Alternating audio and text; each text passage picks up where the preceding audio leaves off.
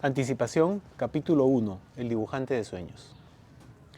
Desde hace buen tiempo, desde el día posterior a la muerte de su hija, Ortega había logrado dormir casi todas las noches sin mayor esfuerzo y despertarse descansado y extrañamente tranquilo, como si el triste suceso hubiese logrado adormecerlo, doparlo indefinidamente y hacerlo vivir una realidad amortiguada. Sus dolores de espalda, el ardor en la nuca y la gastritis de media mañana habían desaparecido misteriosamente. Ocultaba avergonzado esta extraña condición comentando lo mal que había dormido o la pesadilla que lo había atormentado la noche anterior.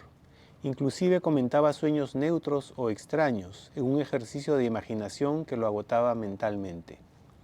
Sin embargo, y a contramano de los esfuerzos imaginativos por ocultar su placidez, dormía bien.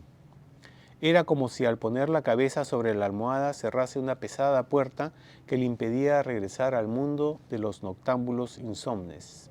Ingresaba en la nada. Cualquiera esperaría lo contrario de un padre en su situación. Alguna forma de angustia debería dejarse ver por las mañanas como los rastros de una caminata forzada y urgida. Amigos y amigas que leen por gusto, Carlos Arámbulo, nuestro invitado, ha leído el inicio de su novela Anticipación, su segunda novela, ¿no? La primera fue ¿Quién es Ancourt? Y este es un libro del cual hay mucho que hablar. Bienvenido, Carlos, y gracias por recibirme en tu casa. Hola, ¿qué tal, Jaime? Un gusto recibirte. Tiempo que no conversábamos. Has leído pues el inicio de tu novela en la cual en ese inicio se anuncian varias cosas, Sí. pero claro, el inicio podría parecer increíble en la medida que alguien que sufre una pérdida, ¿cómo puede dormir plácidamente cuando aparentemente es todo lo contrario? Así Y es. aquí Ortega, que es uno de los personajes, hace un esfuerzo más bien por creer que mantiene una angustia. Has comentado ya en otras entrevistas, en las presentaciones también de la novela, pues que el punto de partida ha sido una situación concreta, ¿no? La partida de una prima y el duelo del padre, ¿no?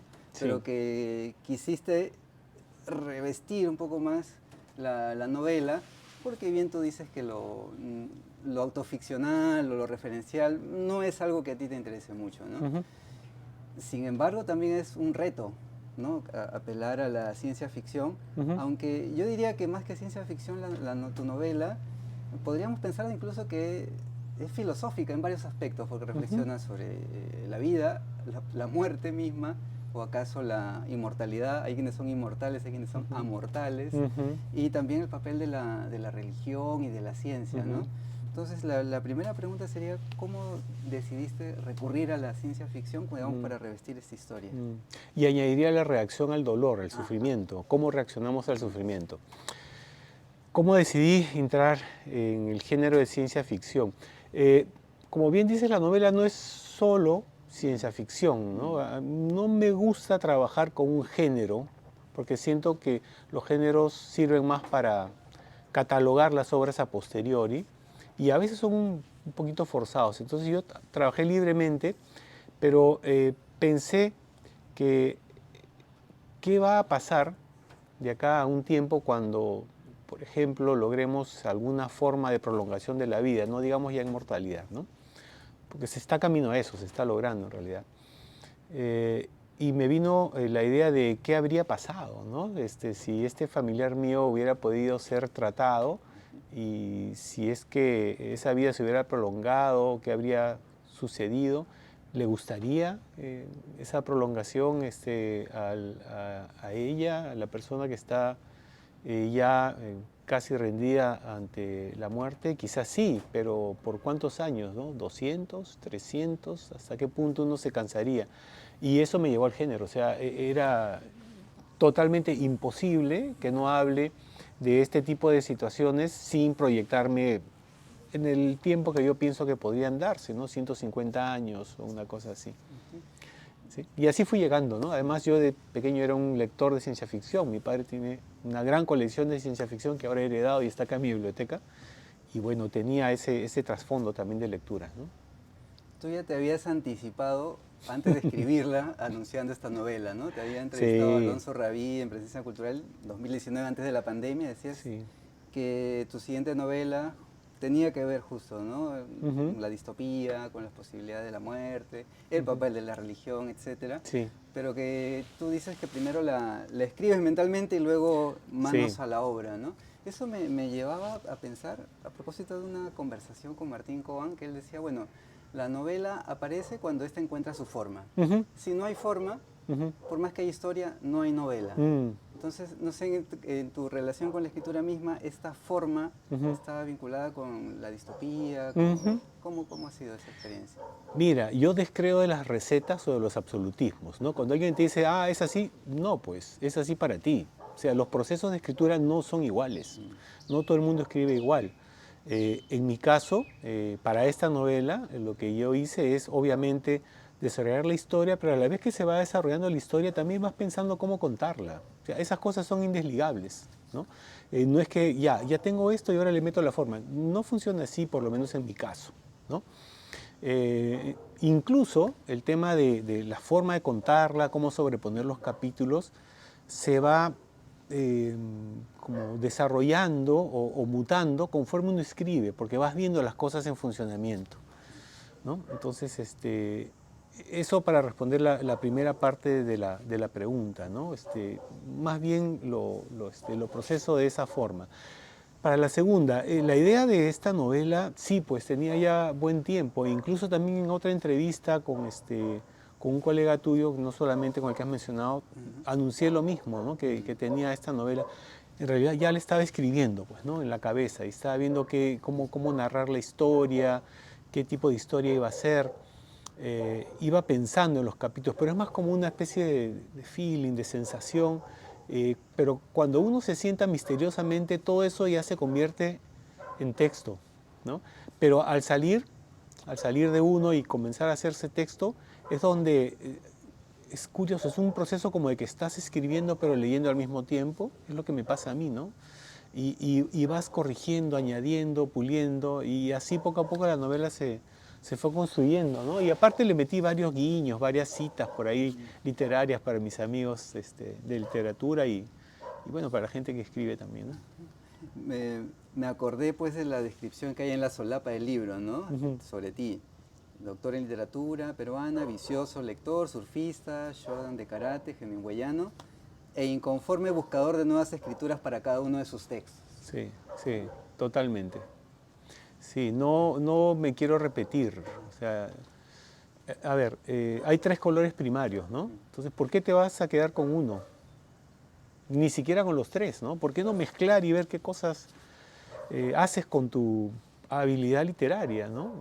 A veces los escritores tienen esta tendencia a afincarse en un género, un tipo de discurso, y bueno, es una opción, ¿no? No la voy a criticar, pero en mi caso personal yo me aburriría.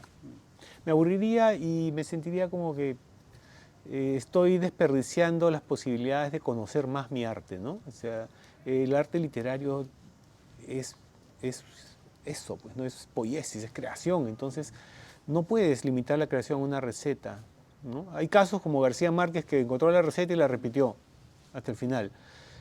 Pero hay otros autores como Vargas Llosa, con el que estoy muy de acuerdo en esto, ¿no? Que esperan que cada novela le dicte la forma, ¿no? Cómo contarse. Cada historia te reclama, ¿no?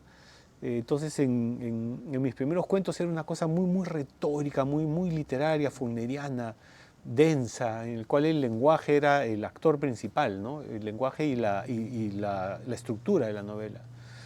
Luego, en Quién es Dancourt era más que todo la estructura de la intriga, cómo armar una intriga con una voz variable y que además al final resulta en una sorpresa respecto a quién es el autor de todo el fraude, ¿no? En Nunca seremos tan jóvenes como hoy quería simplemente contar historias que tenía escritas desde los 15 años y que no había revisitado y las trabajé, le añadí las viñetas para darles un hilo emocional, un poco la moda de Hemingway en los primeros relatos, ¿no? Y en esta novela lo que quise es jugar con las posibilidades del azar, ¿no? Y saber si el azar realmente podía regir el destino de las personas, ¿no? Entonces pareciera que para Escudero al principio es así, ¿no? Pero después se entiende que Ortega lo ha buscado a él por alguna razón y algo hay en común que tiene que resolverse y los dos encarnan dos maneras distintas de resolver el tema. Sí. Entonces, así fue. Para quienes nos están siguiendo y ponerlos en contexto, ¿no? Mencionamos al inicio, Carlos leyó el inicio donde aparece Ortega, él ha Sí. perdido a una hija. A una hija. ¿No? Aparece el otro personaje, la contraparte Sí. que acabas de mencionar, ¿no? Escudero. Escudero, ¿no?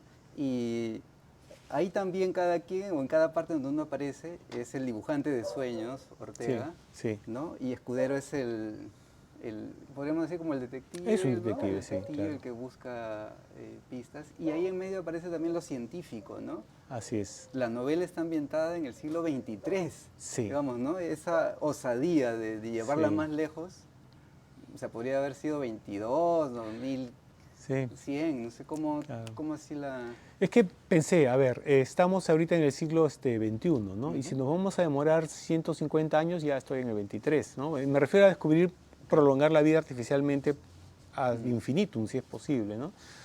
Entonces, así fue que llegué a esa conclusión.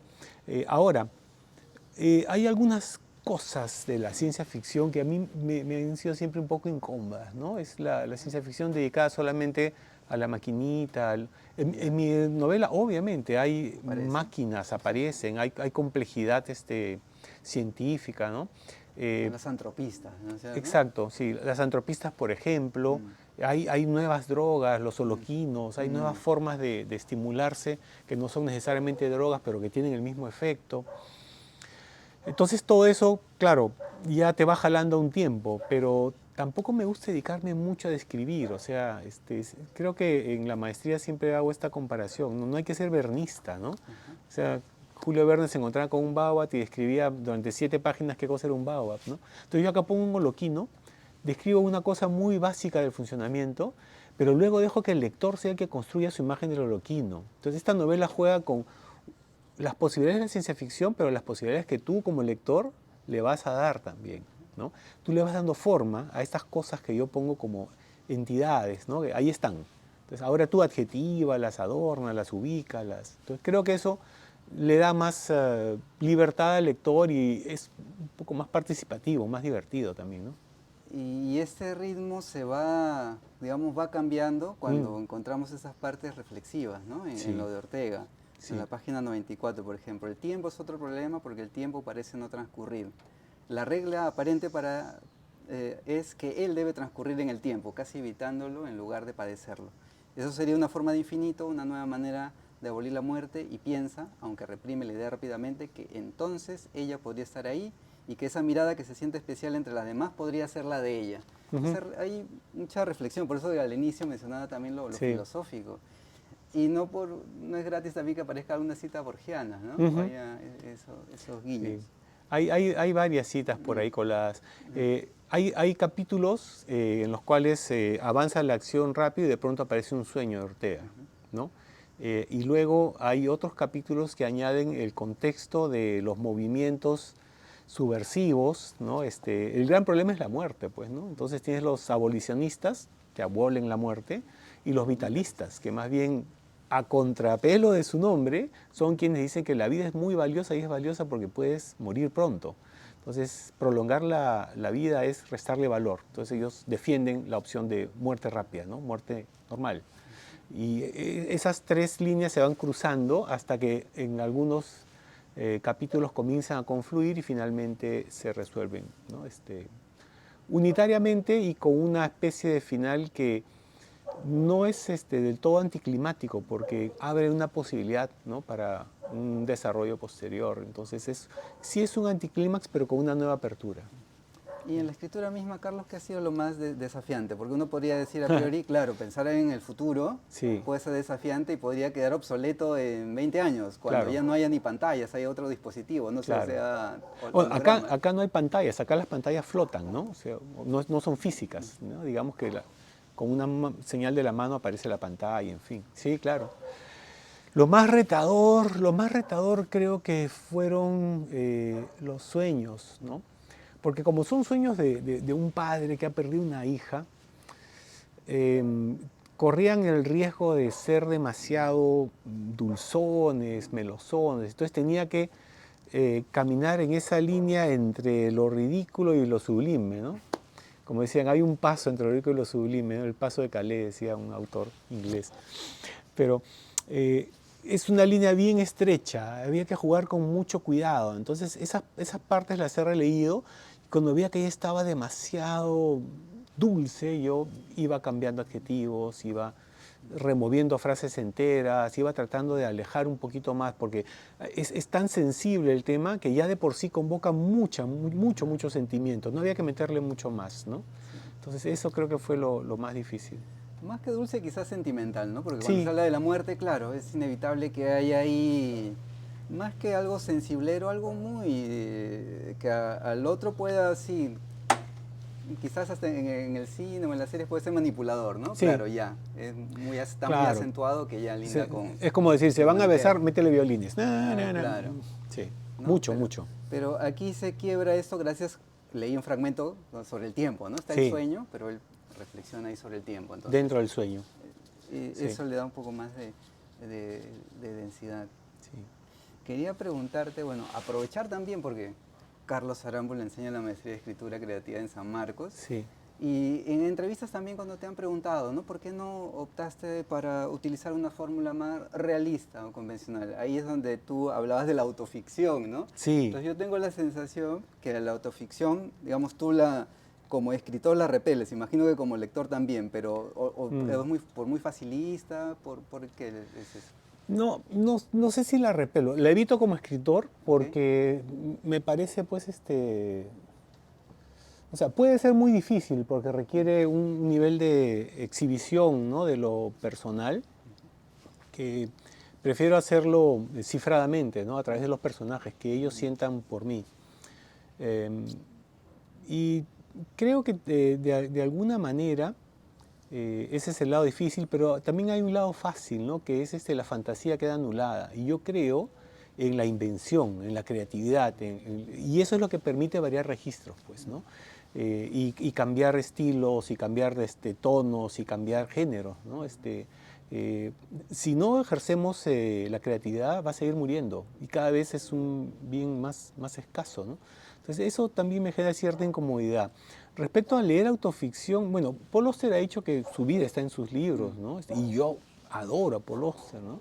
Curiosamente hay varias cosas en su vida que a mí me han pasado y mi esposo y yo nos reíamos diciendo, oye, mira, el choque, todo igualito que nosotros. Es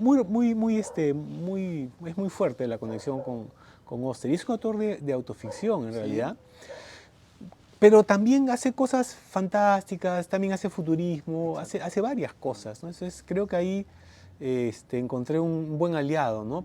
Pero por otro lado, no te sorprenda que en algún momento yo escriba algo con múltiples voces de personajes y es un ejercicio de esquizofrenia y es una forma de cifrar la autoficción, ¿no? No me gusta exhibirme tanto Mm. como para decir, acá estoy yo, me pasó esto, ¿no? En fin. Pero sí, de alguna forma todo lo que vives está, pues, ¿no? Ningún escritor puede evitar su vida en lo que escribe, ¿no? El problema quizás más está en la forma, Sí, cómo se presenta esto que puede ser autobiográfico, claro, ¿no? correcto, es totalmente correcto, ¿no? Eh, eso yo lo entiendo si tienes ya una imagen pública que quieres calzar con lo que escribes, entonces hay una sinergia, ¿no? Pero un escritor que es puramente escritor no necesita una imagen pública, necesita escribir buenos libros, ¿no? Y disfrutar haciendo lo que hace. ¿Te acuerdas cuando, no, en 2014, Su- 2015, te acuerdas un A lugar ver, como este, sí, finalista claro, del claro. premio García Márquez?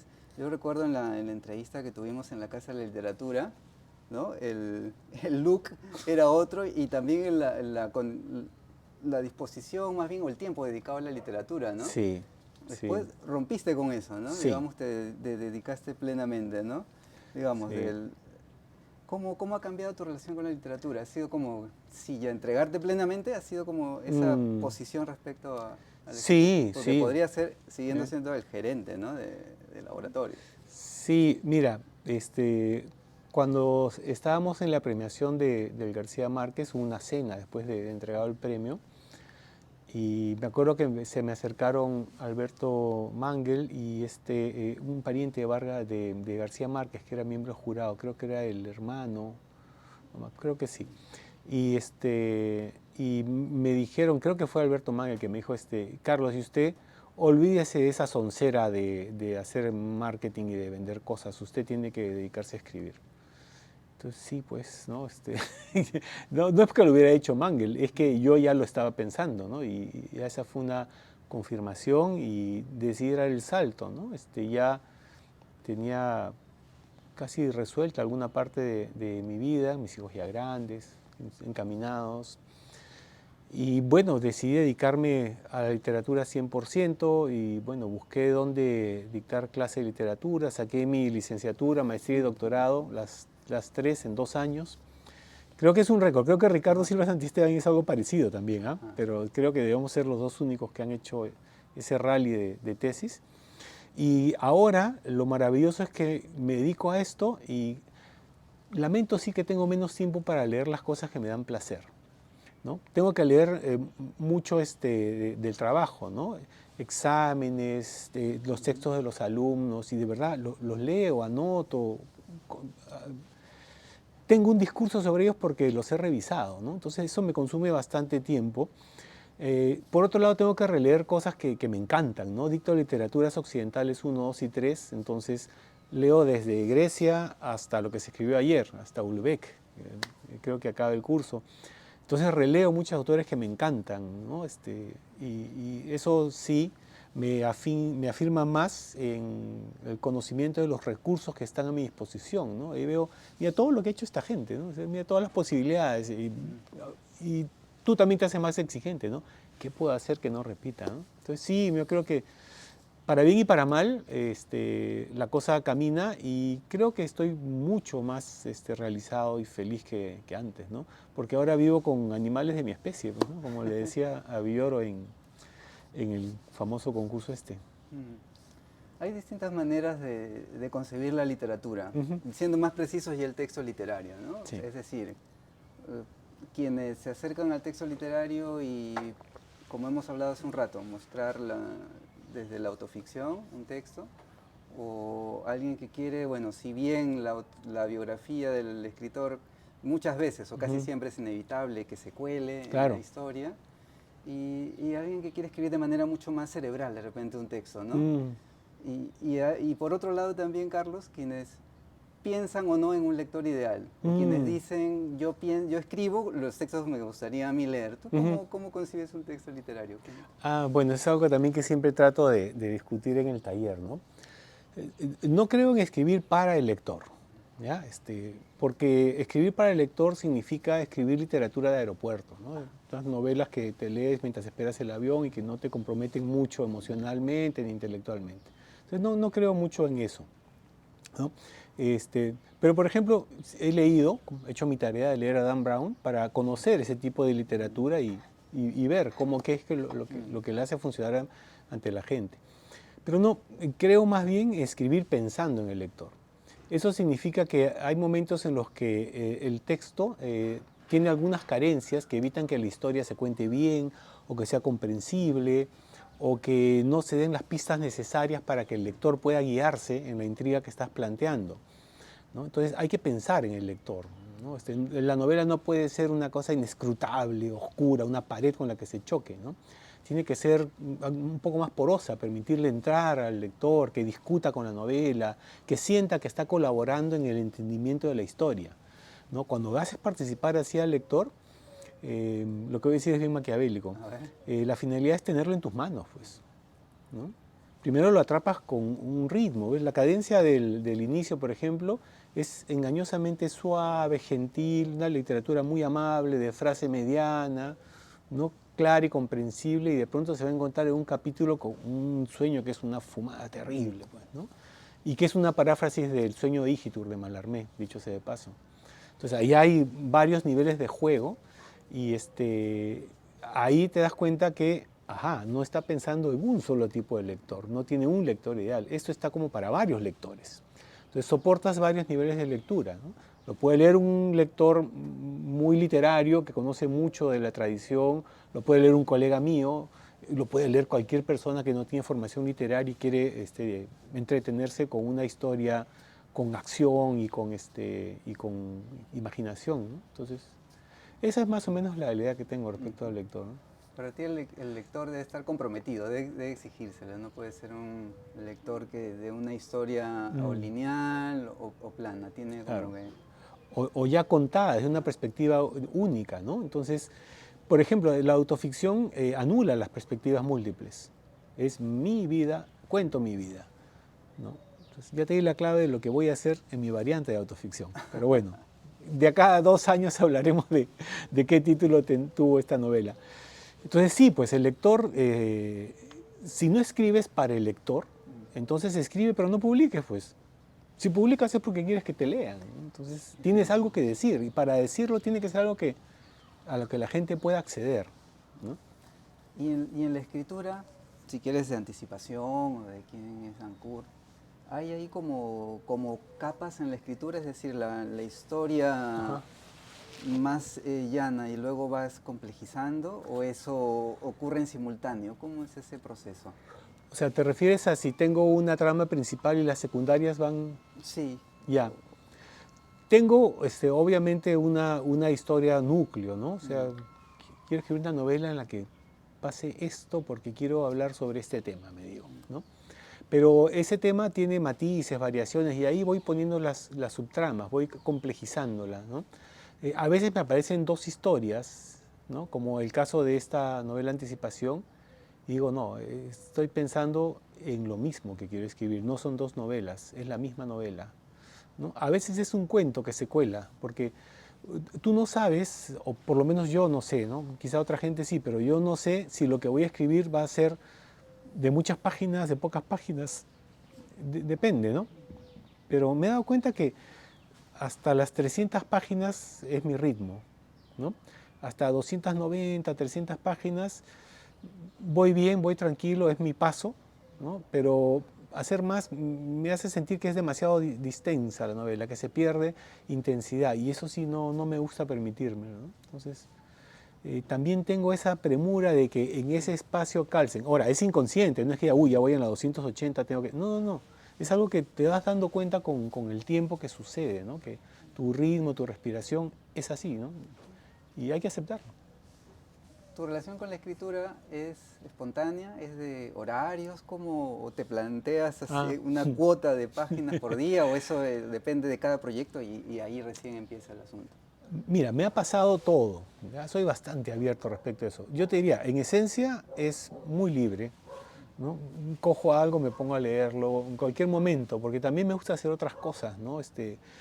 Arreglar el jardín, estar con mis perros, preparar clases, revisar exámenes. Entonces, aprovecho el tiempo que me queda con tranquilidad, ¿no? No me gusta leer apurado. Por ejemplo, si me queda 1 hora y media, no es que diga, ya voy a leer, no, no, no. No, prefiero no tener presiones y leer tranquilo, ¿no? Voy armando mis lecturas a veces montadas, ¿no? A veces se juntan 2 libros a la vez, no siempre, pero puede pasar. Lo más normal es que tenga un libro y lo agarre de principio a fin, ¿no? Tú hablabas siempre de la lectura como para el escritor le provee de una caja de herramientas, ¿no? Que a Sí, más lectura esa caja de herramientas es mucho más grande y diversa. sí. Tu caja de herramientas, ¿cuáles son los principales ahí recursos o deudas, entre comillas? Wow, es que son demasiadas, ¿no? Depende qué novela leas, ¿no? Porque Mm. cada novela tiene como un autor detrás, ¿no? Este, por ejemplo, en Quién es Dancourt es Nabokov, pues es obvio que es Nabokov, ¿no? Es uno de mis dioses mayores, ¿no? En el estudio, en mi biblioteca, yo tengo estoy mirando hacia afuera y a espaldas mías están los dioses, ¿no? Los dioses son Faulkner, Hemingway, Nabokov, Shakespeare, Eliot, está Houellebecq también, está Cervantes, está Juan Goytisolo, ¿no? Y ellos son la fuente más espontánea. Joyce, por ejemplo, ¿no? Proust también está ahí, justo detrás mío, al alcance de la mano. En esta novela hay muchos guiños, ¿no? Esta novela tiene mucho de francesa, porque el comienzo casi nadie se ha dado cuenta, ¿no? Pero es casi es la primera palabra con la que se inicia En busca del tiempo perdido, la primera situación, ¿no? Dice longtemps je me suis couché de bonne heure, ¿no? Hace tiempo me acostaba temprano, ¿no? Y más o menos así comienza la novela, ¿no? Con la idea de alguien que hace un tiempo está teniendo esta placidez en el sueño, ¿no?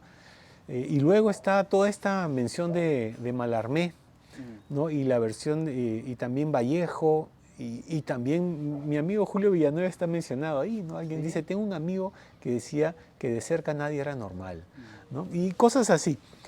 Pero para la escritura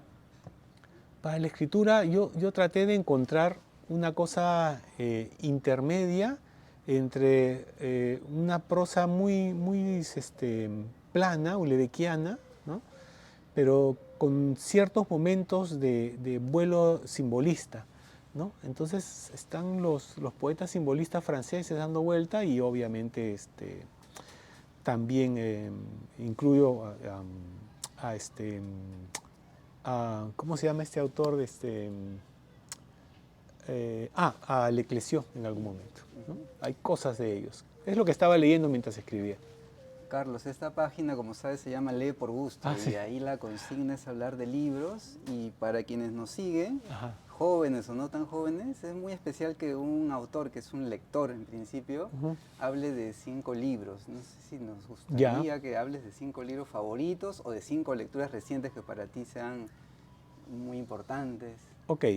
El primero es, de todas maneras, En busca del tiempo perdido, ¿no? Es un mecanismo de escritura que no se ha dado, ¿no? Después. Es casi como un camino cerrado, ¿no? Otro camino cerrado, curioso, ¿no? Me gustan las novelas que son como el sumum de algo, es el Finnegan's Wake, ¿no? Que es una cosa que la puedo leer en cualquier momento y cojo cualquier parte y es un disfrute, ¿no? Es una novela un poco complicada, sí, pues muchos dicen que no es novela, que es un poema en realidad gigantesco, pero estaría ahí. Otra es Vida y opiniones del caballero Tristram Shandy, que es muy divertida, es una novela graciosísima. Otro es Borges, ¿no? Borges está ahí endiosado, ¿no? Con eso ya vamos 4. Y si tengo que citar un último, ahí me siento bastante comprometido porque hay muchos, hay demasiados. De los que más recuerdo, podría decir que haría un empate entre algunos autores del Nuevo Román que casi nadie lee, pero esencialmente Claude Simon y el español Juan Goytisolo, que es un genio del lenguaje, ¿no? Es el español más joyciano de la historia. ¿Y de Goytisolo, cuál recomiendas? A ver, es que hay unas novelas que son medio Finnegan's Wake. Yo creo que podría ser Las virtudes del pájaro solitario. Es una linda novela que está vinculada con la tradición de la poesía sufí y la poesía mística española. Carlos, muchísimas gracias. Yo quiero mostrar la carátula de anticipación. Por algo aparece el gato ahí. Sí. Y bueno, el fondo, ¿no? Pensaba mucho en Philip K. Dick, ¿no? Claro. La futurista. Así es. ¿No? Que está ahí de fondo. Bueno, es sí. Y el gato aparece poco, pero sus apariciones son muy significativas. Ajá. Esa es la novela de Carlos Arámbulo. Muchas gracias por esta conversación, por recibirme en tu casa y bueno, también a quienes nos han seguido. Muchas gracias, Jaime. Gracias, amigos de Lee por Gusto. Chau.